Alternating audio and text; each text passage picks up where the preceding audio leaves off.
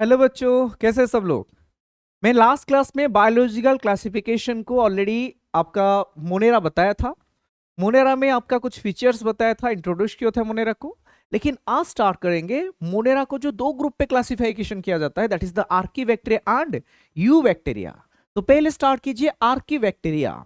First line लिखा Archie bacteria का कि इनका स्पेशलिटी क्या है ना, they can live in the more harsh condition, मतलब एक्सट्रीम कंडीशन में भी ग्रो कर सकते हैं जहां पे और कोई ग्रो नहीं कर पाएगा।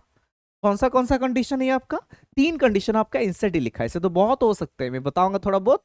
तीन कंडीशन एनसीडी लिखा, that is your S H M. S मतलब हो गया सल्टी एरिया में। बच्चों जो सल्टी एरियाज में ग्रो करेंगे इनको बोलते हैं हालोफाइल। क्या बोलते हैं इनको? हालो मतलब सॉल्ट, तो हालोफिलिक मतलब जो लविंग होगा इसको बोला जाएगा हालोफाइल। फिलिक मतलब लविंग, तो सॉल्टी एरिया हो गया। एच मतलब हॉट स्प्रिंग। एच मतलब क्या हो गया? हॉट स्प्रिंग में जहां पे टेम्परेचर हाई रहेगा, मतलब और एसिडिक कंडीशन होगा, इसको बोलते हैं थर्मो एसिडोफिलिक और thermo acidophile. Clear? Thermo acidophilic और थर्मो एसिडोफाइल, तीन कंडीशन एनसीडी में लिखा। S H M salty area, S हो गया हालोफाइल। एच मतलब hot spring thermo acidophile. A मतलब मार्सी एरिया। ए मतलब क्या हो गया? मार्सी एरिया में जो ग्रो करेंगे वो कौन है ना? मेथानोजेन। मिथानोजेन, ये मिथानोजेन के बारे में आप क्लास 12 में दोबारा फिर से पढ़ोगे, माइक्रोब्स इन ह्यूमन वेलफेयर में। क्लियर? तो ये तीनों एक्सट्रीम कंडीशन में ये ग्रो कर सकते हैं, इसीलिए ये क्या होते हैं आपका एक्सट्रीमोफाइल भी इनको बोला जाता है, आर्कीबैक्टीरिया को। लेकिन आपको क्वेश्चन एरेस करेगा क्या ऐसे इसके पास प्रॉपर्टी है जिसके वजह से इस एक्सट्रीम कंडीशन को सस्टेन कर सकते हैं। बच्चों मैं आपका पहले एनसीडी में क्या लिखा बताऊंगा, लेकिन एनसीडी के बाहर और क्या है वो भी बताऊंगा। पहले एनसीडी लिखा differs in other bacteria because इसका सेल वाल अलग है। इनका स्पेशलिटी क्या है जिसके वजह से वो सस्टेन कर पाते हैं ये सब एक्सट्रीम कंडीशन को? बिकॉज इनके पास स्पेशल सेल वाल है। क्लियर? नॉर्मल बैक्टीरिया का सेल वाल होता है पेप्टिडोग्लाइकन, जो नाम ना का पॉलीमर होता है। किसका? एन एसिटाइल म्यूरामिक एसिड और एन एसिटाइल ग्लूकोसामिन। मैंने बायोलॉजी क्लासिफिकेशन का जो टेबल बताया था उस टाइम पे आपको बताया था, पेप्टिडोग्लाइकान दो चीज का पॉलीमर है, नाम नाग। एन एसिटाइल म्यूरामिक एसिड नाम होता है, एन एसिटाइल ग्लूकोसामिन दोनों का पॉलीमर होता है, नाम नाग का। तो ये सेलवाल लिखा आपका एनसीटी में आपका कि इसका सेलवाल क्या होता है, स्पेशलिटी है जिसके वजह से एक्सट्रीम कंडीशन को सस्टेन करेंगे। बिकॉज इनका सेलवाल में क्या होगा आपका, कुछ आपका डिफरेंट होते हैं। इनका सेलवाल नॉर्मली आपका क्या होगा, डिफर इसीलिए होता है। नॉर्मल बैक्टीरिया का हमने देखेंगे, हमने नॉर्मल बैक्टीरिया का देखेंगे, उनका सेल वॉल बनता है नामनाक, लेकिन इनका सेल वॉल थोड़ा अलग होगा, पेप्टिडोग्लाइकन से अलग होगा, ये हो जाएगा स्यूडोमिरोइन। बोलेंगे क्या अलग हो गया? नॉर्मल बैक्टीरिया का सेल वॉल बनता है नाम एंड नाक का, नॉर्मल यू बैक्टीरिया का नाम नाक का ऐसे पॉलीमर से बनेगा। लेकिन और इसका नाम होता है, इससे जो आपका सेल वॉल बनेगा इसका नाम होता है म्यूरेन। लेकिन in case of archaebacteria इनका सेल वॉल होगा स्यूडोमिरोइन, बिकॉज यहां पे नाम नहीं होगा, N acetyl muramic acid absent होगा। इसके जगह एन एसिटाइल म्यूरामिक एसिड के जगह और एक कंपाउंड होता है जिसका नाम होता है N acetyl talosamine uronic acid. नहीं है एनसेट में, नाम की जगह देखिए नाग रहेगा लेकिन नाम नहीं होगा, नाम की जगह क्या हो जाएगा, एक कंपाउंड रहेगा, that is N acetyl talosamine. Talosamine uronic, N acetyl talosamine uronic acid, uronic acid, uronic acid. Clear हो गया मेरे बात? इसको कॉमनली शॉर्टली मैंने एक नाम रखा हूं NATUA, N acetyl talosamine uronic acid को मैंने शॉर्टली बोल दिया N acetyl talosamine uronic acid, uronic acid. तो इससे आपने शॉर्टली याद रख सकते हैं NATUA, N acetyl talosamine uronic acid. इनका रहेगा सेलवाल में नाम नहीं रहेगा। किसका? ये आर्की बैक्टीरिया का। तो स्पेशलिटी हो गया सेल वाला अलग है नॉर्मल यू बैक्टीरिया से। नॉर्मल यू बैक्टीरिया में म्यूरेन होता है, इसमें म्यूरेन मतलब स्यूडोमिरेन रहेगा, नाम के जगह ये कंपाउंड आ जाएगा NATUA N acetyl talosamine uronic acid. Clear मेरे बात? और ये सेल वॉल की वजह से ये एक्सट्रीम कंडीशन को सस्टेन कर सकता है। एनसीईआरटी में इतना लिखा, लेकिन इसके साथ साथ इनका मेम्ब्रेन भी, आउट ऑफ एनसीईआरटी में थोड़ा जाऊंगा, इनका मेम्ब्रेन इज ऑल्सो डिफर। क्या मेम्ब्रेन ऑल्सो डिफर होगा? कि इनका मेम्ब्रेन में जो आपका लिपिड होता है ना, ये ब्रांस लिपिड है। मेम्ब्रेन में जो लिपिड होगा क्या होगा? ये ब्रांस लिपिड है।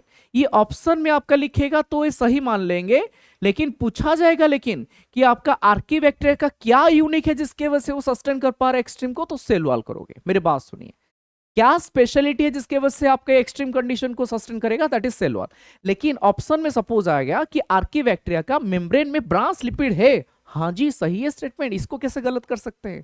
क्योंकि जो है वो करना पड़ेगा, ये एक्चुअल सच, इसको गलत नहीं कर सकते। सिमिलरली जो नॉर्मल मेम्ब्रेन में आपने जो बायोमोलिक्यूल पढ़ेंगे, जो रिवीजन करने के लिए बच्चे आ रहे हैं उसका सही हो जाएगा, लेकिन जो नॉर्मल बच्चे थोड़ा याद रखिए, मेम्ब्रेन में आपका जो लिपिड होता है उसमें आपका लिपिड में जो बॉन्डिंग होगा वो होता है आपका ईस्टर बॉन्ड, लेकिन यहां पे मेम्ब्रेन लिपिड में आपका क्या होगा? ईथर बॉन्ड आएगा। क्या आएगा आपका? Ether bond. तो ये सब होने की वजह से ईथर बॉन्ड होगा मेम्ब्रेन में, और ब्रांस लिपिड होने की वजह से इसका मेम्ब्रेन भी थोड़ा अलग है। तो लेकिन आपका एनसीईआरटी में दोनों में से एक को चूज करना पड़ेगा, तो आपने बोलेंगे सेल वॉल अलग होता है, क्योंकि एनसीईआरटी ने साफ साफ सेल वॉल लिखा है। लेकिन ऑप्शन में आ जाएगा कि आर्कीबैक्टीरिया का सेल मेम्ब्रेन में ब्रांस लिपिड होता है, टिक करेंगे, सही है। आर्कीबैक्टीरिया में आपका ईथर बॉन्ड होता है लिपिड में, सही है। तो ये सब कुछ स्पेशलिटी है। मेरी बात क्लियर? तो दिस इज ऑल अबाउट कि क्यों आर्कीबैक्टीरिया सस्टेन किया एक्सट्रीम कंडीशन को, आपने सेल वॉल करेंगे मेरे भाई। और ये आपका सेल वॉल में क्या होता है? म्यूरेन नहीं होता है, स्यूडोमिरेन होता है। स्यूडोमिरेन थोड़ा अलग है, यहाँ पे नाम नाग के जगह नाम आपका एब्सेंट होगा, नाम के प्लेस में आपका और एक कंपाउंड आ जाएगा, that is NATUA N acetyl talosamine uronic acid. Clear हो गया मेरे बात? जी हाँ, आगे बढ़िए। मेथानोजन के बारे में आपका एनसीईआरटी थोड़ा एक्सप्लेन किया। मेथानोजन जो मार्सी एरिया में रहेंगे, लेकिन मेथानोजन ऑल्सो कहां पे रहेंगे? Gut of ruminant. आप बोलेंगे रूमिनांट कौन है? बच्चों, जो ऑर्गेनिज्म का, जो एनिमल का स्टोमक पे एक एडिशनल चैम्बर, लार्ज चैम्बर होता है रूमेन, उस ऑर्गेनिज्म को हमने बोलते हैं रूमिनांट्स। क्लियर? तो ये लिखा आपका रूमिनांट किसको बोलेंगे? जिनका एक एडिशनल चैम्बर रहेगा स्टोमक पे, उसको बोलते हैं हमने रूमिनांट। जैसे काउस, बफालोस, इनको बोलते हैं हमने रूमिनांट। और ये आपका, ये क्या करेंगे? ये रिस्पॉन्सिबल होता है production of biogas from the डंक ऑफ दिस एनिमल। वहां पे आपका रहकर ये जो मेथानोजन वहां पे रहते हैं इनका रूमेन में, वहां पे जनरली सेलुलोज को डाइजेशन करने के लिए रहते हैं। ये माइक्रोब्स इन ह्यूमन वेलफेयर में लिखा है कि मेथानोजन जो गट में रहते हैं रूमिनांट का, वहां पे क्या करते हैं ना, वहां पे रहकर ये आपका जनरली डाइजेशन करेंगे, किसका? सेलुलोज का डाइजेशन करते हैं। किसका डाइजेशन करेंगे?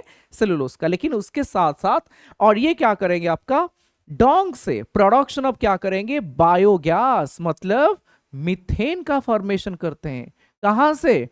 फ्रॉम द डोंग, इनका डोंग से, from Dong of this animal ये क्या करेंगे? आपका बायोगैस बनता है। बायोगैस प्लांट पढ़ेंगे माइक्रोब्स इन ह्यूमन वेलफेयर में। क्लियर? आइए, लेकिन ये एडिशनल डाटा मैंने लिख लिया आपका। ये जो आर्कीबैक्टीरिया अदर एक्सट्रीम कंडीशन में क्या क्या ग्रो कर सकते हैं? कुछ आपका कोल्ड टेम्परेचर में ग्रो कर सकते हैं, आइस एरिया में, इनको बोलेंगे साइक्रोफाइल्स।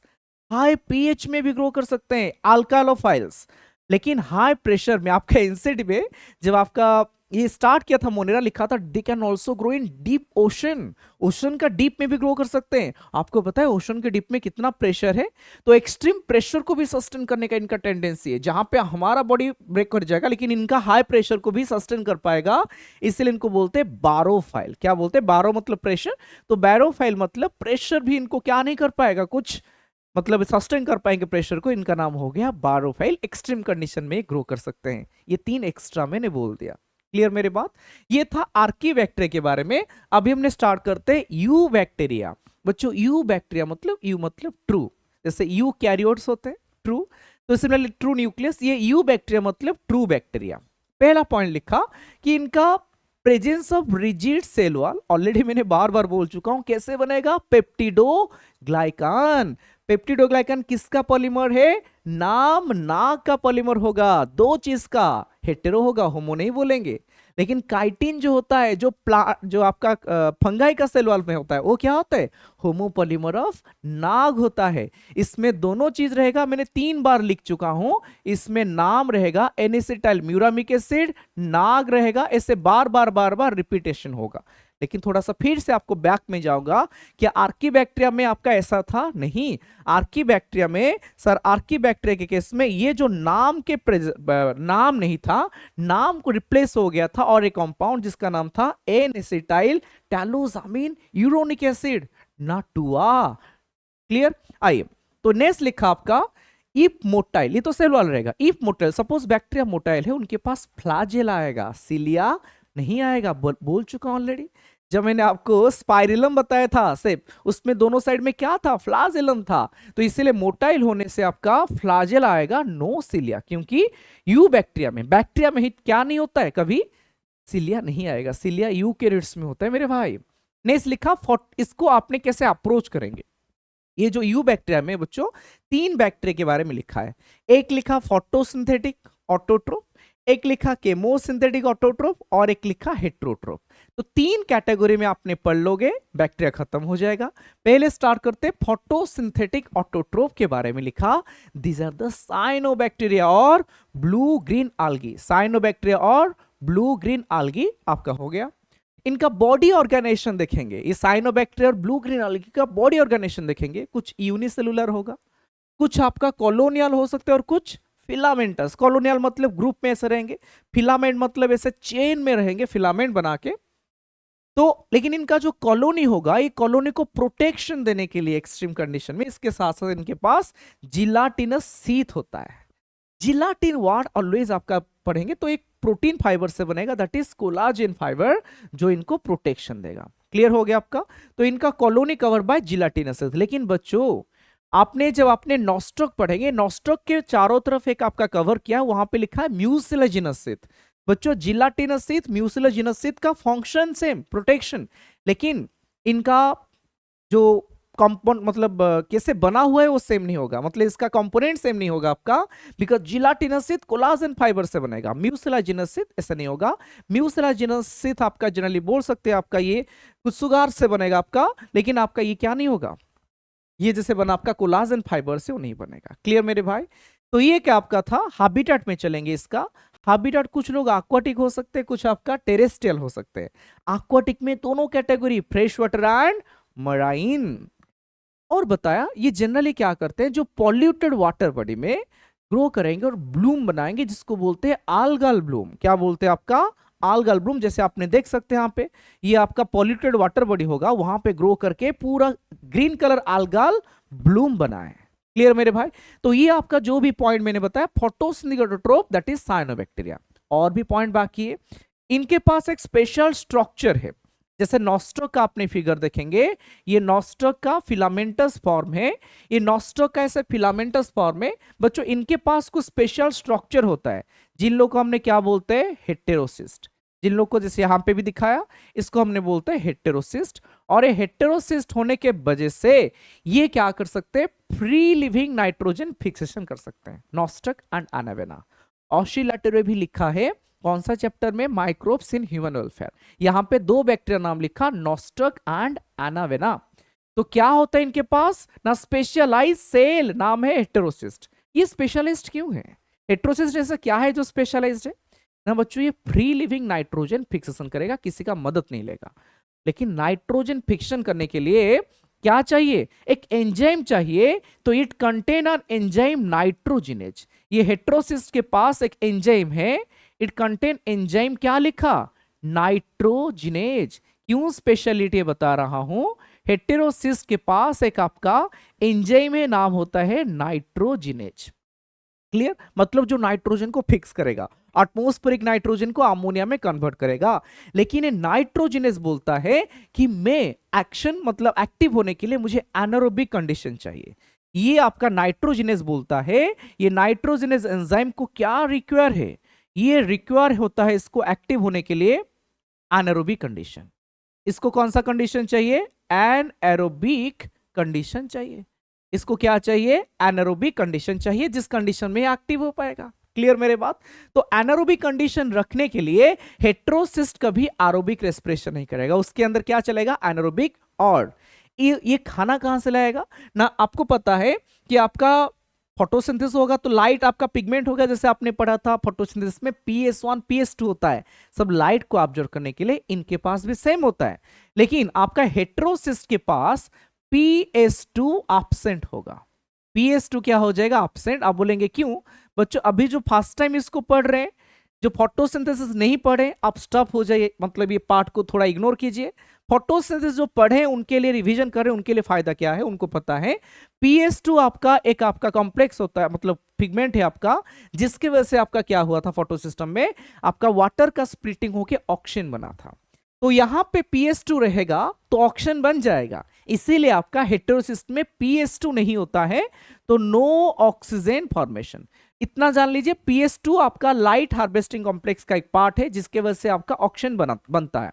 लेकिन PS2 आपका हेट्रोसिस्ट में रह जाएगा तो ये ऑक्सीजन बन जाएगा। लेकिन हेट्रोसिस्ट बोलता है कि मुझे एनारोबिक कंडीशन चाहिए, क्योंकि मेरे अंदर जो एंजाइम है नाइट्रोजनेज, इसको एनारोबिक कंडीशन चाहिए, इसीलिए PS2 में आपका नो ऑक्सीजन फॉर्मेशन। तो ये PS2 नहीं होता है, सॉरी आपका PS2 नहीं होता है तो नो ऑक्सीजन फॉर्मेशन, तो हेट्रोसिस्ट का ये स्पेशलिटी था। और इसको पता है, इसको कवर करके कौन सा शीत रहेगा? म्यूसिलाजिनस शीत लिखा है। म्यूसिलाजिनस शीत आपका डिफर होता है जिलेटिनस से, जिलेटिनस कोलाजन फाइबर से बनेगा। क्लियर? म्यूसिलाजिनस शीत कोलाजन से नहीं बनेगा। क्लियर हो गया मेरे भाई? ने स्टार्ट किया केमोसिंथेटिक ऑटोट्रोप। केमोसिंथेटिक इसको बोलेंगे ना, जो क्या करेंगे, ये जो फोटोसिंथेटिक होता है, ऑलरेडी मैंने इसको बताया था, जिनका सोर्स ऑफ एनर्जी लाइट से लाएंगे वो फोटोसिंथेटिक। लेकिन जो ऑर्गेनिज्म एनर्जी लाएंगे कुछ केमिकल रिएक्शन से, उनको बोला गया केमोसिंथेटिक। ऑटोट्रोप है मतलब सोर्स ऑफ कार्बन सेम है, इनऑर्गेनिक कंपाउंड कार्बन डाइऑक्साइड। लेकिन यहां पे एनर्जी के लिए आपका कुछ ऑक्सीडेशन करेंगे कंपाउंड का, oxidize various inorganic substance to obtain energy. ATP कुछ इनऑर्गेनिक सब्सटेंस का ऑक्सीडेशन के वजह से लोग एनर्जी लाएंगे, इसलिए इसका नाम क्या हो गया? बोला केमोसिंथेटिक ऑटोट्रोप। जैसे कि आपका इनऑर्गेनिक सब्सटेंस कौन है? नाइट्रेट, नाइट्राइट, अमोनिया, ये सब इनऑर्गेनिक सब्सटेंस को ऑक्सीडेशन करके इनका एटीपी बनेगा, जिसको यूज करेंगे। Example nitrifying bacteria, phosphorus sulphur bacteria, already बताया था। इसलिए लास्ट लाइन लिखा इस पैराग्राफ का, ये रिसाइकलिंग करेंगे न्यूट्रिएंट, जैसे कि आपका फास्फोरस, सल्फर, नाइट्रोजन, ये सबको क्या करेंगे? रिसाइकलिंग करेंगे। थर्ड कैटेगरी मैंने बोला 3 कैटेगरी पढ़ेंगे ना आपका, एक ऑलरेडी बोल दिया फोटोसिंथेटिक ऑटोट्रोप, एक बोल दिया chemosynthetic autotroph, last is the हेट्रोट्रोप। बच्चों आपको बताया गया था जितना आपका न्यूट्रिशन बैक्टीरिया का होता है, सबसे ज्यादा एबंडेंट मेजॉरिटी कौन होते हैं? हेटेरोट्रोप। तो most abundant type of nutrition पूछा जाएगा बैक्टीरिया का, वो क्या हो गया? हेटेरोट्रोफ होगा। कौन पसंद करेगा फोटोसिंथेसिस करने के लिए? खाइए दूसरे से, मतलब डिपेंड कर जाए दूसरे के ऊपर। ठीक है, तो ये क्या लिखा? मोस्ट अबंडेंट इन नेचर होता है, उसमें से मेजॉरिटी क्या होता है आपका? डीकंपोजर। उसमें मेजॉरिटी क्या आ जाएगा लिखा? डीकंपोजर होते हैं। क्लियर हो गया? अभी देखेंगे लिखा इनका सिग्निफिकेंट इफेक्ट होता है ऑन ह्यूमन अफेयर। इनका कुछ आपका सिग्निफिकेंट रहेगा, आपका किसके ऊपर? ह्यूमन अफेयर के ऊपर आपका सिग्निफिकेंट इफेक्ट रहेगा। क्या सिग्निफिकेंट इफेक्ट रहेगा आपका? देखिए, मतलब ह्यूमन के ऊपर सिग्निफिकेंट हेल्पफुल क्या करेगा ह्यूमन बीइंग के लिए? Production of antibiotic. आपने पढ़ा था माइक्रोब्स इन ह्यूमन वेलफेयर में पढ़ोगे, पेनिसिलिन आपका एंटीबायोटिक बनाएगा, लेकिन वो तो फंजाई था बच्चों। लेकिन कुछ बैक्टीरिया भी एंटीबायोटिक बनाएंगे, जैसे स्ट्रेप्टोमाइसिन। जैसे एग्जांपल लिखिए, एग्जांपल बुक में नहीं लिखा, यहां पे कौन आ जाएगा? स्ट्रेप्टोमाइसिन, स्ट्रेप्टोमाइसिन, नियोमाइसिन, ये आपका सब क्या होते हैं? कुछ आपका बैक्टीरिया है, ये स्ट्रेप्टोमाइसिन एंटी, मतलब ये सब क्या हो गया आपका? तो ये स्ट्रेप्टोमाइसिन एंटीबायोटिक जो ये कहां से बना है आपका? स्ट्रेप्टोकोकस बैक्टीरिया, मतलब स्ट्रेप्टोमाइसिन कहां से बने? मतलब स्ट्रेप्टोमाइसिन एंटीबायोटिक कौन बनाएगा? बैक्टीरिया। नियोमाइसिन एंटीबायोटिक भी कौन बनाएगा? Bacteria. Making curd from milk, आपने ऑलरेडी पढ़ा, लैक्टोबैसिलस। क्या है आपका? लैक्टोबैसिलस आपका बैक्टीरिया क्या करेगा? कर्ड बनाएगा। क्लियर मेरे भाई? Fixing nitrogen in leguminous plant, clear? Pea bean जो लेग्यूमिनस प्लांट, उसमें कौन आएगा? राइजोबियम। ये सब पॉजिटिव यूज हमने बता रहे हैं, राइजोबियम। लेकिन यहां पे लिखा है लेग्यूमिनस प्लांट बच्चों, लेकिन आपका कुछ आपका नाइट्रोजन फिक्सन करता है नॉन लेग्यूमिनस प्लांट पे। जैसे कि आपका एग्जांपल बैक्टीरिया का कौन है? फ्रांकिया। फ्रांकिया एक बैक्टीरिया है जो क्या करेगा, नॉन लेगुमिनस प्लांट पे नाइट्रोजन फिक्सन करेगा। ये एनसीडी पे नहीं दिया नॉन लेगुमिनस प्लांट, लिख लेंगे नॉन लेगुमिनस प्लांट पे नाइट्रोजन फिक्सन कौन करेगा, फ्रांकिया। पॉजिटिव यूज था, हेल्पफुल था। अभी देखेंगे नेगेटिव पैथोजेनिक क्या है। जैसे आपका ये बोथ प्लांट्स एनिमल के ऊपर पैथोजेनिक होता है। कोलेरा डिजीज कॉज करेगा, सिटी ऐसे याद रखिए। कोलेरा कौन कॉज करेगा, विब्रियो कोलेरा। विब्रियो कोलेरा आपका क्या कॉज किया, cholera disease. Typhoid Salmonella typhi, Salmonella typhi, typhoid cause किया।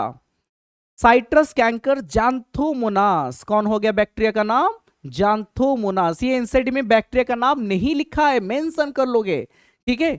जैंथोमोनास कॉज किया। Citrus canker tetanus caused by clostridium tetani, clostridium cause किया टिटानस। तो ये कुछ बैक्टीरिया है जो पैथोजेनिक होते हैं, जो डिजीज कॉज करेंगे प्लांट्स पे, एनिमल पे। क्लियर हो गया मेरे भाई। तो ये सब आपका कुछ आपका बैक्टीरिया का था कि कैसे इफेक्ट करते ह्यूमन अफेयर के ऊपर, कुछ पॉजिटिव कुछ आपका नेगेटिव। नेक्स्ट आपका लिखा है इसका रिप्रोडक्शन।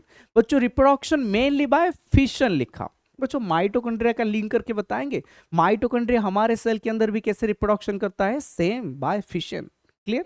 इसलिए माइटोकॉन्ड्रिया और आपका प्रोकैरियोटिक सेल आपका ऐसे माना जाता है कि एंडोसिम्बायोटिक थ्योरी में कि आपका प्रोकैरियोटिक सेल के सेल ही आपका माइटोकॉन्ड्रिया बनाया है यूकैरियोटिक का, ठीक है। अभी देखेंगे इसका मेनली तो फिशन होगा, लेकिन अनफेवरेबल उफ कंडीशन आ जाए, क्या आ जाएगा, अनफेवरेबल कंडीशन आ जाएगा, ये स्पोर बनाएंगे ताकि ये स्पोर रेजिस्ट कर पाएगा इस अनफेवरेबल कंडीशन को, जैसे एंडोस्पोर बनेगा अनफेवरेबल कंडीशन में, उफ कंडीशन में। सेक्सुअल रिप्रोडक्शन लिखा, primitive type of DNA transfer लिख के छोड़ दिया। मतलब ये क्या है, प्रिमिटिव टाइप, कोई फ्यूजन नहीं होगा, no fusion of gamete, no formation of gamete.